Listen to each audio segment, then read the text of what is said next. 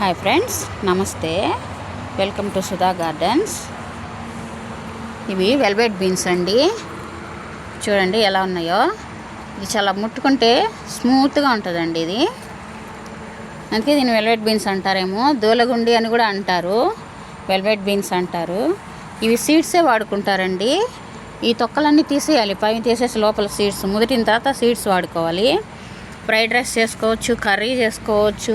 ఇవి ఉడకబెట్టుకొని కూడా తింటారండి. ప్లస్ వడలు చేసుకుంటారు, అలా వాడుకుంటారండి.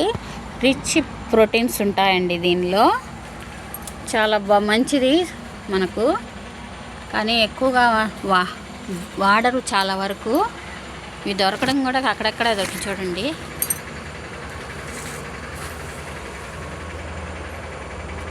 పైకి ఇట్లా కలుకుంది మిద్ది మీదకి.